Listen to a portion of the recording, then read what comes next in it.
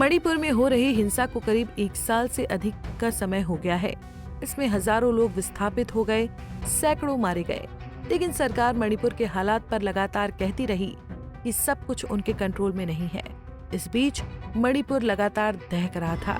मणिपुर में कुछ समय के लिए घटनाओं में गिरावट आई, लेकिन पिछले कुछ महीनों से मणिपुर में फिर से हिंसक घटनाओं की खबर आई। मणिपुर को लेकर जहां सरकार किसी भी तरह का जवाब देने से बचती रही, लेकिन अब कुछ ऐसा हुआ कि मणिपुर के मुख्यमंत्री ने मणिपुर पर माफी मांगी है। आइए समझते हैं क्या है पूरा मामला।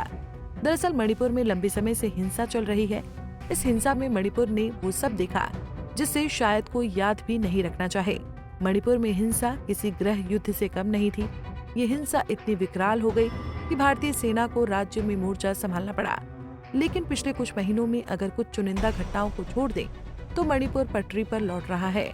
इसी कड़ी में मणिपुर के नई साल की शुरुआत से पहले मुख्यमंत्री ने अपने राज्य में हुई हिंसक घटनाओं के लिए माफी मांगी है। इस पर मुख्यमंत्री ने कहा कि ये पूरा साल बेहद खराब रहा।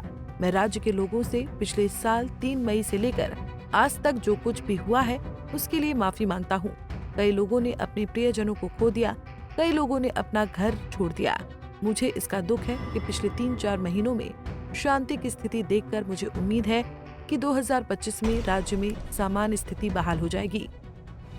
Entire years is very unfortunate. I feel regret and want to say sorry to the people of the state for what happening till today since the last 3rd May. Many people lost their loved one. Many people left their homes. So I really feel regret, and I would like to apologize to the whole victims. But now I hope, after seeing the last 3-4 months progress towards the peace, I hope with the coming of the new year, 2025, the normalcy and the peace in the state. बता दें कि मणिपुर में बीते साल मई से जातीय हिंसा चल रही है, जिसमें अब तक 200 से ज्यादा लोग मारे गए हैं और हजारों लोग विस्थापित हुए हैं। राज्य में लगातार हो रही हिंसा के चलते एन बीरेन्द्र सिंह के नेतृत्व वाली बीजेपी सरकार दबाव में है और बीरेन्द्र सिंह को पद से हटाने की मांग जोर पकड़ रही है। एनडीए की सहयोगी एनपीपी ने भी मणिपुर सरकार से अपना समर्थन वापस ले लिया है और नेतृत्व परिवर्तन करने की मांग की है। अब साल की समाप्ति पर मणिपुर के सीएम एन बीरेन्द्र सिंह ने जनता से माफी मांगी है। ऐसे में बीरेन्द्र सिंह के माफी मांगने के पीछे राजनीतिक कारण भी हो सकते हैं। आइए समझते हैं कि मणिपुर में हिंसा क्यों और कैसे हुई। मणिपुर में हिंसा क्यों हुई? मणिपुर में 3 मई से हिंसा की शुरुआत हुई। मणिपुर में 3 मई को मैती घाटी बहुल समुदाय और कुकी जनजाति पहाड़ी बहुल समुदाय के बीच हिंसा शुरू हुई थी। मणिपुर में मैतेई समाज की मांग है कि उसको कुकी की तरह राज्य में एसटी का दर्जा दिया जाए।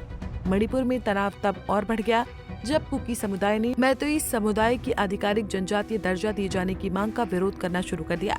इसे लेकर कुकियों ने तर्क दिया कि इससे सरकार और समाज पर उनका प्रभाव और अधिक मजबूत होगा, जिससे उन्हें जमीन खरीदने या मुख्य रूप से कुकी क्षेत्रों में बसने की अनुमति मिल जाएगी। म्यांमार से हो रहे अवैध प्रवासन ने तनाव को और बढ़ा दिया है। इस हिंसा में अब तक कम से कम 130 लोग मारे गए हैं और 400 लोग घायल हुए हैं। हिंसा को रोकने के लिए सेना, अर्धसैनिक बलों और पुलिस के संघर्ष के कारण 60,000 से अधिक लोगों को अपने घरों से दूसरी जगहों पर जाने के लिए मजबूर होना पड़ा है। इन झड़पों के दौरान दोनों समुदायों ने कई जगहों पर तोड़फोड़ की और कई पुलिस थानों से हथियार भी लूट लिए। हिंसक झड़प के दौरान सैकड़ों चर्च और 1 दर्जन से अधिक मंदिरों को भी तोड़ दिया गया और कई गाँव में आग लगा दी गई। बहरहाल मणिपुर के मुख्यमंत्री के इस बयान ने राज्य में नए साल की शुरुआत में शांति की उम्मीद जताई है। मणिपुर नए साल के साथ शांति स्थापित करने की दिशा में काम करना चाह रहा है, लेकिन राज्य में अभी भी हालात सामान्य होने की उम्मीद नहीं है। ऐसे में आने वाले दिनों में मणिपुर किस तरह से बदलाव के दौर से गुजरता है, इस पर सबकी नजर बनी रहेगी। Bureau report, Punjab Kesari TV. हमसे जुड़े रहने के लिए हमारे YouTube चैनल को सब्सक्राइब करें और नई वीडियो की नोटिफिकेशन के लिए बेल आइकॉन को दबाएं।